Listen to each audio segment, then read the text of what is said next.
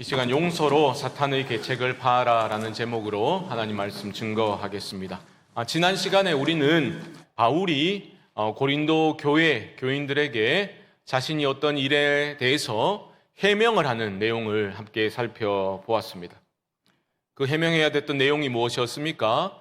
고린도 교회를 방문하겠다 해놓고 하지 못했던 것에 대한 해명이었지요. 해명을 하면서 바울은 이렇게 말했습니다. 내가 가지 않았던 것은 너희를 아끼기 때문이야.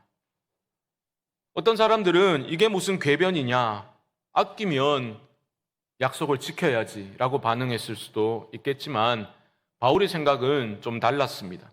2장 1절 말씀을 한번 보시죠. 내가 다시는 너희에게 근심 중에 나아가지 아니하기로 스스로 결심하였노니 라고 말합니다. 내가 다시는 근심 중에 너희와 만나지 않겠다라는 말은 직전에 고린도 교회 방문이 사도 바울에게 또한 성도들에게 너무나 큰 고통을 안겨다 준 것이었음을 우리는 짐작할 수 있습니다. 바울이 고린도 교회를 두 번째 그 직전에 방문했을 때에 여러 어려운 문제들로 인해서 해결하기 위해서 고린도 교회를 방문했다 했지요. 하지만 그 결과는 처참한 실패였습니다. 그리고 아주 골치 아픈 한 사람이 나서가지고 주동이 되어서 바울을 공개적으로 비방하고 또 모독을 안겨다 주었던 거죠. 그래서 바울은 너무나 큰 충격과 아픔과 상처를 입고 고린도를 떠나야 했습니다. 이렇게 마음이 상한 채로 다시 그들을 또 이렇게 방문하게 되면 고린도 교회와의 관계가 더 악화될 것이 뻔했다, 그렇게 본 것이죠. 그래서 방문을 하지 않았던 겁니다. 여러분, 그런데 우리가 오해하면 안 될 것이 바울은 되게 유순하고 유약한 그러한 사람이 아니었습니다. 바울은 강직한 성품의 소유자였죠. 그리고 이게 아니다 싶으면 물불을 가리지 않는 그런 부류에 속한 사람이었습니다. 그래서 예수님을 믿기 전에는 예수 믿는 자들을 핍박하는데 굉장히 앞장서서 일했죠. 교회를 잔멸하기 위해서 최선을 다했던 사람이 바울입니다. 그렇다고 예수 믿었다고 그 성격이 어디 가겠습니까? 좋은 게 좋은 거라는 식으로 그렇게 대충 넘어가는 법이 없었습니다. 단적인 예로 바나바와 함께 선교 사역을 하다가 그와 결별하여 헤어진 일을 예로 들 수 있겠죠. 무슨 문제로 바나바와 다퉜습니까? 중도 하차한 마가 요한을 계속 데리고 갈 것인가, 이 문제로 바나바와 언쟁이 있었습니다. 의견 차이가 있었습니다. 그리고 크게 다투고 헤어지게 되었습니다. 그런데 여러분, 바나바가 누굽니까? 바울이 예수 믿고 회심해가지고 아무도 좀 믿어주지 않을 때 바울을 챙겨줬던 사람이 바나바였습니다. 어찌 보면 바울이 복음 사역을 할 수 있도록 길을 열어준 사람이 바나바였다고요. 그런 바나바였지만 이게 아니다 싶으면 바울은 그렇게 맞서 싸우기도 했던 겁니다. 어디 바나바뿐입니까? 베드로와도 크게 한번 충돌을 했는데요. 갈라디아서 2장 11절 말씀 한번 보시면 게바는 베드로입니다. 게바가 안디옥에 이르렀을 때에 책망받을 일이 있기로 내가 그를 대면하여 책망하였노라. 당시 베드로의 위상은 바울과는 비교가 되지 않습니다. 대사도가 바로 베드로였지요. 그런데 그런 베드로가 안디옥 교회를 방문한 일이 있었거든요. 안디옥 교회에는 이방인 크리스찬들이 많이 있었습니다. 그래서 예배를 드리고 이방인 교인들과 식사 교제를 하고 있는데 사실 유대인들은 이방인과 식사 교제하지 않잖아요. 밥을 먹고 있는데 예루살렘에서 어떤 사람들이 내려온 겁니다. 율법 준수를 중시하는 사람들이 내려온 거예요. 그러니까 베드로가 그들을 보고 같이 밥을 먹다가 그 자리를 떠나버린 겁니다. 그 이야기를 듣고 바울이 노발대발하게 되었습니다. 그래서 베드로를 책망을 하여 공개적으로 그것도 책망을 했습니다. 왜 당신이 복음을 믿는다고 하면서도 복음의 진리를 따라서 행하지 않느냐고, 그 행동은 너무나 비겁하고 외식적인 행동이라고 베드로를 책망했던 사람이 바울이었습니다. 그러니까 그런 기둥 같은 인물들도 바울은 아니다 싶으면 맞서 싸웠는데, 하물며 자신이 설립한 그 교회에서 성도들이 복음에 따라 행하지 않을 때 얼마든지 야단치고 벌을 할 수 있었던 사람이 바울이었다라는 거죠. 그러니까 지금 바울이 무슨 말을 하고 있냐면, 내가 다시 방문하지 않은 것은 너희를 징계할 수 있는 힘이 내게 없어서가 아니라 오히려 힘이 있기 때문에 방문하지 않은 거야 라고 설명하고 있는 겁니다. 이 상태에서 다시 고린도 교회를 방문해서 그 문제의 주동자를 책망하고 징계를 하게 되면 그 가운데서 불미스러운 일들이 잡음이 일어날 것이 뻔했기 때문에, 그렇게 되면 교인들의 마음이 다칠까봐 바울은 그런 식으로 징계의 칼을 휘두르지 않기로 했다, 그렇게 지금 설명을 하고 있는 겁니다. 그게 2절인데요 2절 말씀 보시면, 내가 너희를 근심하게 한다면 내가 근심하게 한 자밖에 나를 기쁘게 할 자가 누구냐. 이게 무슨 말인지 금방 이해가 안 되시죠? 이건 쉬운 내용입니다. 이런 거예요. 내 기쁨은 너희들이다 이겁니다. 그런데 내가 직접 이 상황에서 교회를 또 방문해서 그 자를 책벌하면 불미스러운 일이 일어나게 될 것이고 너희 마음이 상하게 될 게 뻔한데, 너희가 아프게 되면 내 기쁨의 셈 자체가 사라지게 되는 건데 내가 왜 그런 선택을 하겠냐라고 말하고 있는 겁니다. 3절 하반절도 한번 보시죠. 너희 모두에 대한 나의 기쁨이 너희 모두의 기쁨인 줄 확신함이로라. 우리 1장 마지막 절에서 바울이 이렇게 말하는 것을 들었지 않습니까? 나는 오직 너희 기쁨을 돕는 자가 되고 싶다, 이렇게 말했죠. 너희 기쁨, 성도들의 기쁨을 돕는 자가 되고 싶다. 하지만 목회자는 기쁨조처럼 일방적으로 섬기는 것은 아니죠. 기준이 있어야 하는 겁니다. 바울은요, 성도들이 그리스도의 복음 안에서 자라고 그들이 주 안에서 잘 되는 것을 보며 기뻐했다라는 거죠. 여러분, 이건 진짜입니다. 이 땅에 목회하는 정상적인 목회자라면 이게 무슨 말인지를 잘 알 겁니다. 여러분, 목회자의, 저 같은 목사의 가장 큰 기쁨이 뭔지 아십니까? 여러분이, 성도들이 주 안에서 잘 되는 것을 보는 겁니다. 그게 진심이에요. 성도들이 주 안에서 자라가고 영적으로 성장하고 주님께 가까이 나아가고 또 주 안에서 은혜와 복을 누리는 모습을 보는 것이 목회자의 가장 큰 기쁨이고 보람이다라는 겁니다.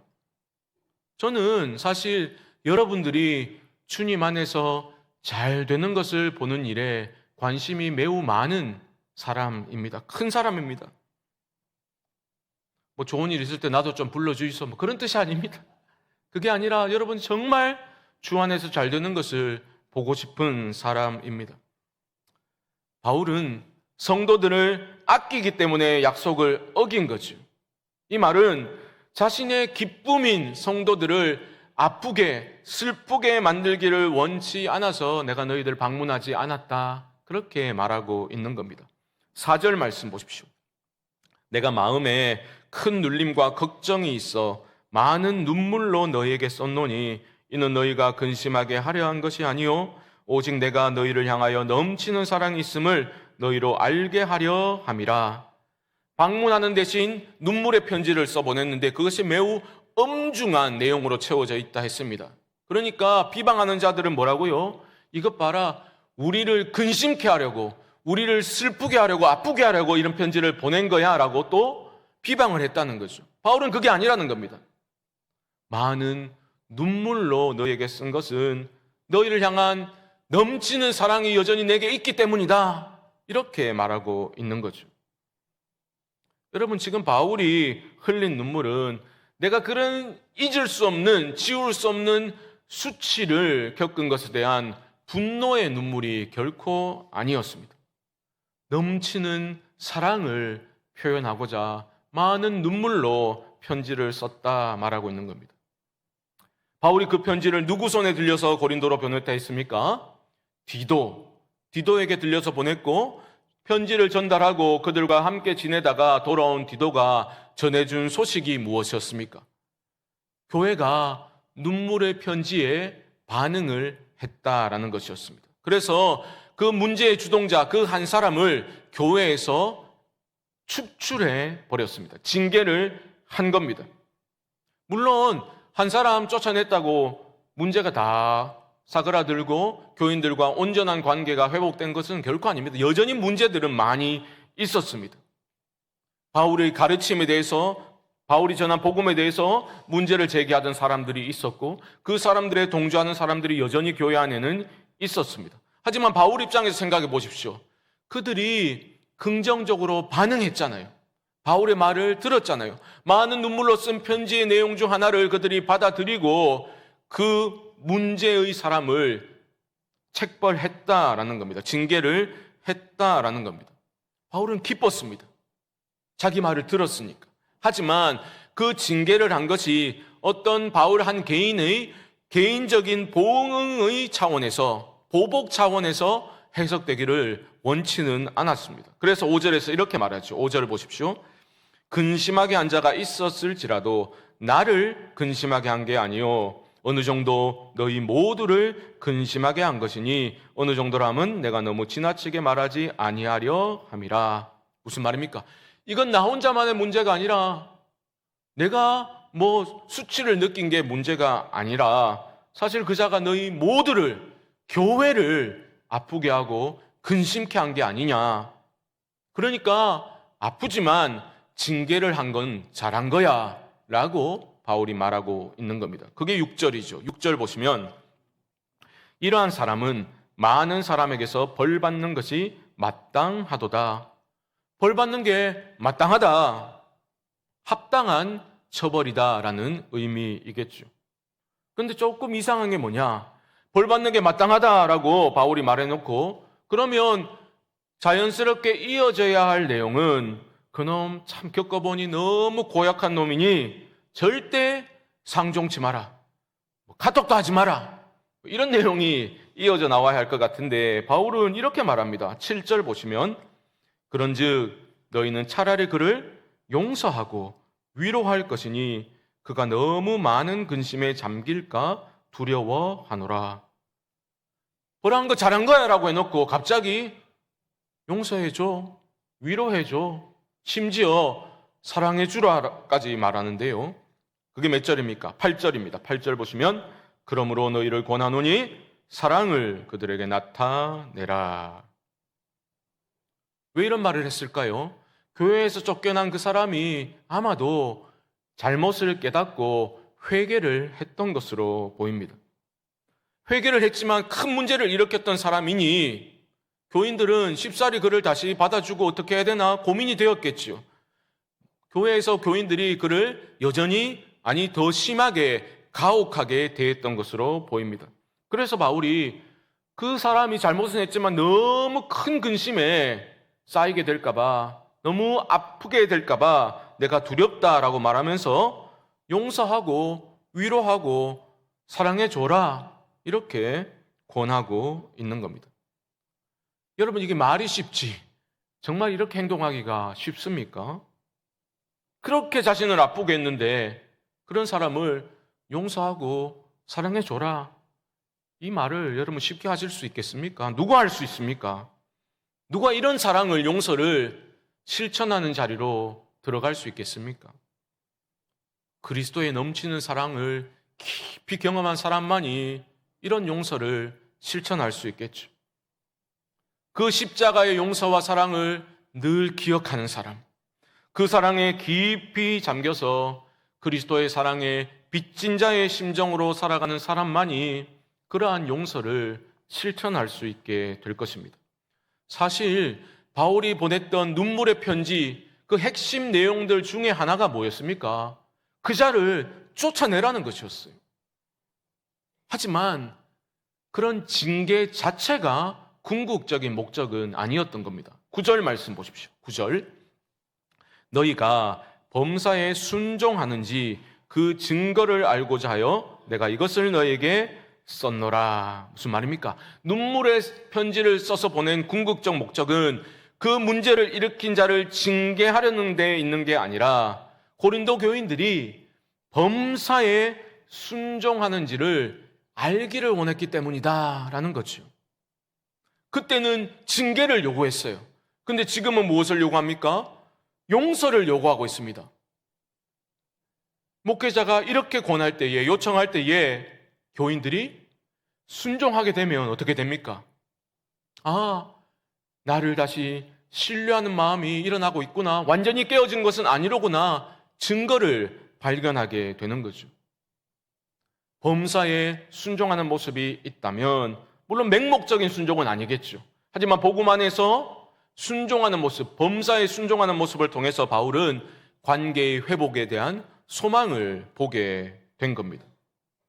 여러분, 바울이 이렇게 교회와의 성도와의 관계 회복을 위해서 애쓰고 있는 모습을 여러분 놓치시면 안 되겠습니다. 여러분, 안 해보셔서 그런데 목회가 쉬운 게 아니에요. 기회 되면 한번 해보세요, 나중에. 쉽지 않아요. 어렵게 이끌어낸 징계였지만 바울은 그 사람이 또 너무 큰 근심에 잠길 것을 염려하고 있습니다. 그래서 용서해줘라 말하고 있는 겁니다. 그 정도 사람이면 징계가 되었으니까 그냥 잊어버리면 속 편할 겁니다. 하지만 바울은 그렇게 할 수 없었습니다. 하지 못했어요. 왜요? 예수 그리스도께서 그런 식으로 자신을 포기하시지 않았기 때문입니다. 그 한 가지 이유 때문입니다. 그를 포기치 아니하시고 용서해 주셨거든요. 사랑해 주셨거든요. 교회를 잔멸하려고 날뛰던 흑역사가 바울에게 있었습니다. 바울은 그의 서신에서 자신을 가리켜 나는 죄인의 괴수다라고까지 말했거든요. 여러분, 그것은, 이런 표현은 바울이 겸양 떨고 있는 게 아닙니다. 트라우마처럼 남아있었던 거예요. 예수 믿는 자들을 박해하고 교회를 잔멸하기 위해서 날뛰던 그의 흑역사가 늘 그를 괴롭혔던 거예요. 물론 그리스도 은혜 안에서 그 자유함을 누렸죠. 하지만 그 과거가 바울에게는 늘 남아 있었던 겁니다. 다메섹 도상에서 또 예수쟁이들을 박해하기 위해서 가던 그 길에서 바울은 부활의 주님을 만났지 않습니까?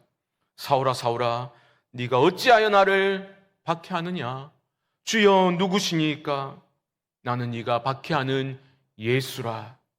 강렬한 하늘의 빛에 의해서 눈이 멀어버린 채로 땅에 꼬꾸라져서 들었던 그 음성을 어찌 평생에 잊을 수 있겠습니까? 그런 죄인의 괴수를 위해 주께서 십자가에 달려 죽으셨죠. 십자가의 용서와 사랑이 바울을 사로잡아 버렸던 겁니다. 바울이 나는 그리스도의 십자가 외에는 아무것도 알지 않기를 원한다, 그렇게 결심했다라고 말한 것은 단순한 십자가의 어떤 교리, 이론을 말하는 게 아닙니다. 그 십자가의 사랑이 바울 자신의 전 존재를 장악해 버렸음을 바울이 그렇게 고백하고 있는 거죠. 여러분, 바울은 어떤 이유로든지 교회가 분열되고 서로를 미워하고 용서하지 못하게 되면 그건 바로 사탄의 계책에 넘어간 것이다라는 것을 너무나 잘 알고 있었습니다. 그래서 용서해 줘라 말하고 있는 거예요. 11절 다시 보십시오. 11절. 이는 우리로 사탄에게 속지 않게 하려 함이라. 우리는 그 계책을 알지 못하는 바가 아니로라. 제가 늘 강조드렸던 것처럼 교회는 성령이 하나 되게 하신 것을 힘써 지켜나가야 한다 했지요. 성령은 우리 모두를 하나 되게 하시는 연합의 영이지만 사탄은 분열의 영으로 이 안에 역사하는 겁니다. 여러분, 바울이 궁극적으로 추구하고 있는 게 뭡니까? 교회의 하나됨입니다. 한 사람을 출교시켰지만 그렇다고 교인들과의 관계가 온전히 그 신뢰의 관계로 돌아선 것은 아직 아닙니다. 갈 길이 멀어요. 그 상황을 너무나 잘 알고 있었기 때문에 바울이 말하는 것처럼 큰 눌림과 걱정이 있었습니다. 많은 눈물로 편지를 써야만 했던 겁니다. 하지만 바울은 결코 포기하지 않습니다. 아무리 상황이 어렵고 고통스럽더라도 큰 눌림과 걱정으로 자신을 짓눌러 오더라도 바울은 그 고통스러운 상황에 압도당하지 아니하고 성도들을 포기하지 아니하고 그들을 향해서 내가 너희를 향한 넘치는 사랑이 여전히 있다라고 말하고 있는 거죠. 왜요? 바울 자신이 십자가의 사랑에 거하고 있었기 때문입니다. 그 사랑에 깊이 잠겨 있었기 때문입니다. 그러니까 자신에게 그런 씻을 수 없는 상처를 준 자를 용서해 주라, 사랑해 주라 명하고 있는 거죠. 그렇게 자신을 용서해 주신 주님의 사랑을 늘 기억하고 있었기 때문에 그러한 주님의 사랑과 용서와 은혜로 바울이 지금 여기에 있음을 깨닫고 있기 때문에 그런 명령을 할 수 있었다라는 거죠. 여러분, 오늘 본문에서 우리가 놓치면 안 되는 포인트가 하나 있습니다. 그게 뭐냐? 이런 사랑과 용서, 사탄의 계책을 무너뜨리는 강력한 하나님의 방법이다라는 거죠. 사랑과 용서가 이기는 겁니다. 또 한 가지 주목할 것은 지금 그런 용서와 사랑을 누가 먼저 선포했는가? 이것 또한 여러분 기억하셔야 됩니다. 가장 큰 상처를 입은 바울이 자기 자신을 공개적으로 모욕하고 참을 수 없는 수치와 상처를 안겨다 준 그 사람을 용서해라, 위로해라, 사랑해 주라라고 말하고 있는 사람이 누굽니까? 가장 먼저 그 말하는 사람이 누굽니까? 가장 큰 상처를 받았던 바울이었습니다. 이것이야말로 십자가 복음의 다스림을 받는 사람 안에서 일어나는 놀라운 역사인 거죠. 여러분, 용서라는 게 막 이를 막 악물고 억지로 그래 내가 네 용서할게 이런다고 참된 용서가 됩니까? 안 되죠. 여러분, 참된 용서는 그런 나의 모든 아픔과 상처보다 더 큰 사랑과 용서를 체험한 사람만이 할 수 있는 겁니다. 바로 죄인의 괴수였던 자신을 십자가의 사랑과 용서로 품어주신 그 주님의 사랑이 사도 바울을 압도했기 때문에 바울은 이렇게 용서를 선언할 수 있었던 겁니다. 가장 큰 상처를 입은 바울이 어찌 보면 그 용서의 자리에서 가장 멀리 떨어져 있는 그 바울이 가장 먼저 용서해 주라, 사랑해 주라 라고 말할 수 있었던 것은 십자가의 사랑이 아니고는 설명이 불가능한 거죠. 여러분, 그러고 보면 우리 구주께서 십자가에 달리셨을 때 7 말씀을 남기셨죠. 그것을 가리켜 가상칠언이라고 하지 않습니까? 그 7마디 중에서 첫 번째 말이 무엇이었습니까? 바로 용서였습니다. 용서. 아버지, 저들을 용서해 주십시오. 자기들이 하는 것을 알지 못함이니이다. 그 십자가의 용서를 바울은 늘 기억하며 살았습니다. 그 용서와 용서하는 사랑에 빚진 자의 심정으로 바울은 살아가고 있었습니다. 그러니까 용서가 되어지는 거죠. 용서는 강력한 나의 의지에 의해서가 아니라 강력한 주의 사랑이 용서를 가능케 하는 겁니다. 그리고 그런 용서가 사탄의 계책을 파하게 되는 거죠. 가장 큰 피해자인 바울이 가장 먼저 용서할 것을 선제적으로 요청함으로써 고린도 교회 안에 어떤 변화가 일어나는지를 여러분 보시기 바랍니다. 바울 때문에 일어난 위로의 선순환처럼 바울로 인해 일어난 용서의 선순환이 교회 안에 흘러가기 시작하는 거죠. 10절 말씀 보십시오. 너희가 무슨 일에든지 누구를 용서하면 나도 그리하고 내가 만일 용서한 일이 있으면 용서한 그것은 너희를 위하여 그리스도 앞에서 한 것이니. 여러분, 재밌는 게 내가 만일 용서한 일이 있으면 이라고 말하고 있잖아요. 사실 얼마나 많은 용서를 바울이 했습니까? 지금까지 목회하면서 얼마나 많이 용서했을까요? 자신을 공개적으로 모욕한 그 사람뿐만 아니라 그 사람에게 적극적으로 동조한 사람들, 아니면 소극적으로 동조한 사람들, 바울에게 큰 사랑을 받아놓고도 모른 척하고 방관했던 사람들, 아니면 마음은 있으면서도 소위 샤이 바울처럼 우리 목사님이 안 그랬지 싶은데 그러면서도 용기가 없어서 주저했던 그런 사람들까지 얼마나 많은 용서를 지금까지, 이 문제뿐만 아니라 지금까지 교회를 섬기면서 얼마나 많은 용서를 바울이 했겠습니까? 그런데 바울은 생색내지 않습니다. 대신 자신이 내가 그런 용서를 혹시라도 했으면 이라고 말하면서 자신이 했던 그 용서를 고린도 교인들의 용서, 그리고 해야 될 용서와 하나로 묶어버리고 있는 거죠. 자신이 그들에게 행한 그 용서의 행위가 교인들 안에서 용서할 수 있도록 용서의 행위를 이끌어내고, 그 모든 용서의 행위들이 그리스도 앞에서 이루어진 그리스도의 십자가 사랑으로 가능케 된 아름다운 순종임을 지금 바울은 가르쳐주고 있는 것입니다. 사랑하는 성도 여러분, 오늘 본문에서 우리는 두 가지 교훈을 꼭 기억했으면 좋겠습니다. 첫째, 여러분의 삶에 큰 눌림과 걱정이 있더라도 결코 낙심하여 주저앉지 마시기 바랍니다.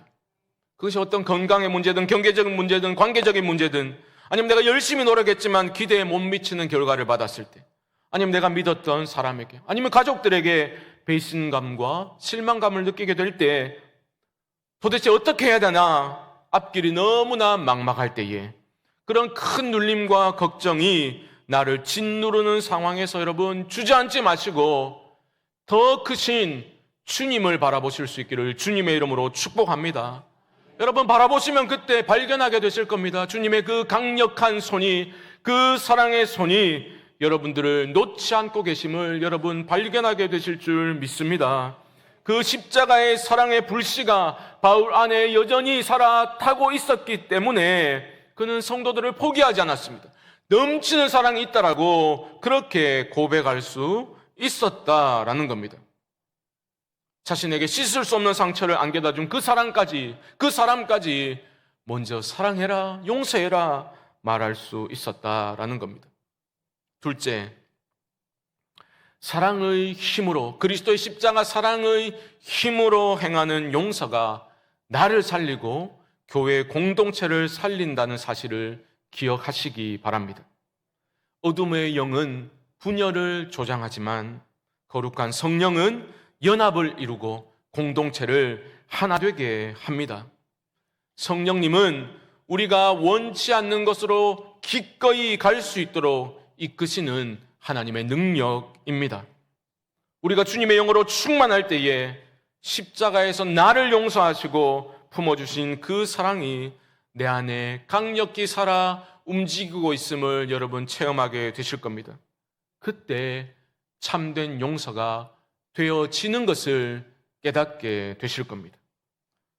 주님의 십자가 사랑으로 우리가 서로를 용서하고 용납할 때에 우리는 사탄의 계책을 파하고서 진정한 용서와 평화의 공동체로, 하나님의 샬롬이 다스리는 공동체로, 참된 섬김의 공동체로 우리 교회가 세워져 나가게 될 줄 저는 믿습니다. 이런 복된 변화를 함께 꿈꾸고 함께 헌신하는 우리 모두가 될 수 있기를 주님의 이름으로 간절히 축원드립니다. 지금은 우리 주 예수 그리스도의 크신 은혜와 하나님 아버지의 무한하신 사랑하심과 성령님의 교통하심이 큰 눌림과 걱정이 있더라도 더 크신 주님께 시선을 고정하고 오직 십자가 사랑을 깊이 체험하여 그 사랑의 힘으로 용서하고 사랑하여 사탄의 계책을 파하며 승리의 길을 걷겠노라 다짐하는 사랑하는 성도님들의 심령 가운데 지금부터 영원토록 함께 있을지어다. 아멘.